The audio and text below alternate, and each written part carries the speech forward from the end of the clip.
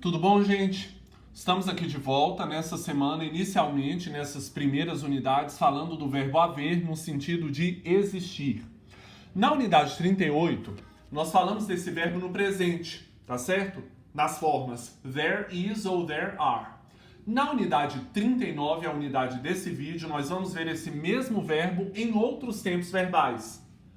Passado, futuro e presente perfeito, present perfect.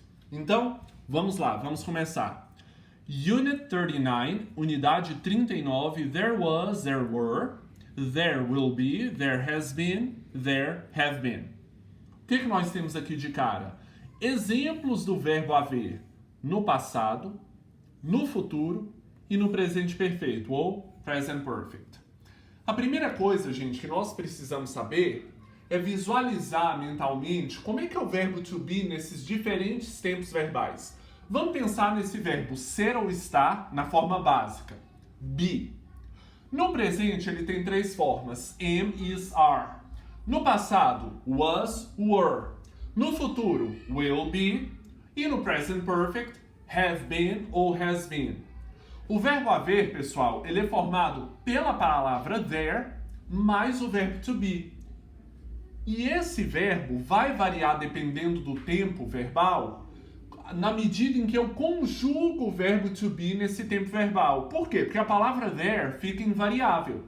É no verbo to be que eu vou mexer, tá? Então, se eu sei a estrutura do verbo to be no presente, no passado, no futuro, no present perfect, eu não vou ter problemas com o verbo haver, no sentido de existir, tá bom? Pois bem, vamos começar aqui falando primeiramente do verbo haver no passado. There was, there were, past. Verbo haver no passado. Houve, havia. O sentido é esse. There is a train every hour. Há um trem todas as horas. Verbo haver no sentido de existir no presente. It's 11:15 now. São 11h15 agora. Portanto, there was a train at 11 o'clock. Houve, houve um trem às 11 horas. Então, isso aqui nada mais é do que o verbo haver no passado. Perceba, a palavra there é invariável. Onde é que eu mexi? No verbo to be, colocando ele no passado. Tá bom? Pois bem, eu vou usar a estrutura there was, me referindo a itens no singular, e there were no plural. Guardem isso.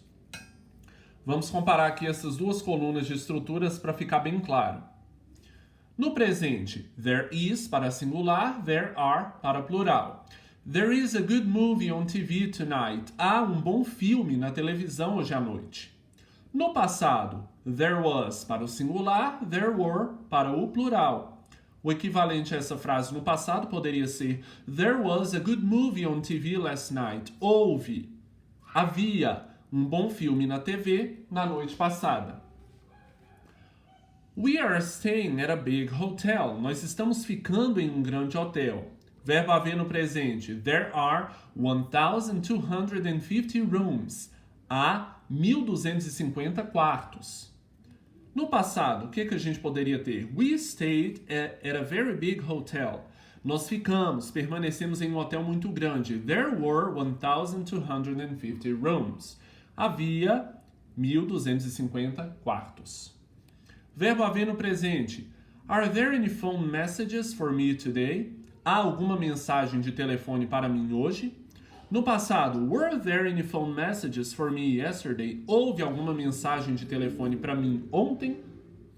E por fim, I'm hungry, but there isn't anything to eat. Eu estou com fome, mas não há nada para comer. Passado, when I got home I was hungry, but there wasn't anything to eat. Quando eu cheguei em casa eu estava com fome, mas não havia coisa alguma, nada para comer. Só reforçando, toda vez que eu tenho um item singular, there was. Plural, there were. Tá bom?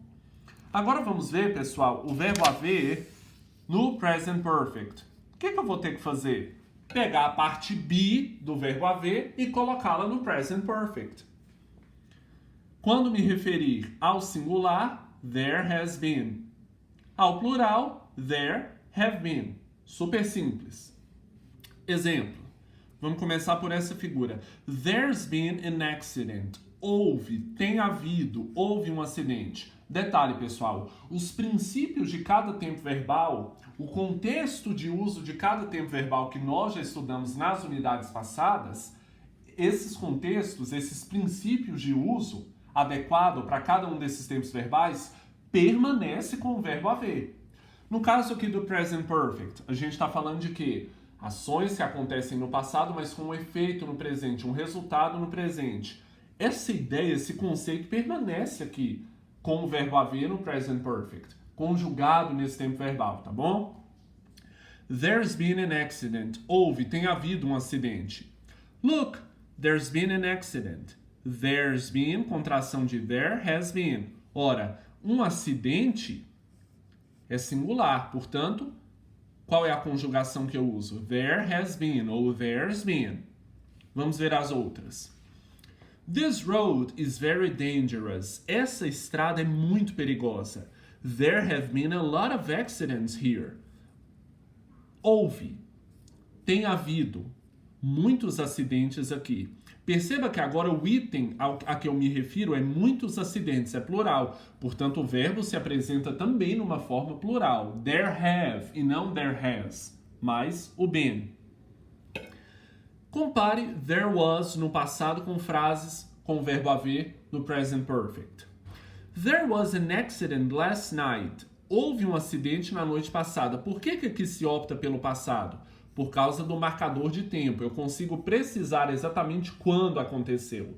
E não there has been an accident last night, tá? Esses conceitos do present perfect dispensa a gente revisar aqui, tá? Se você precisar consultar para entender melhor esse tempo verbal, você pode ir lá nos vídeos a partir da unidade 19, tá? E as demais, tá bom?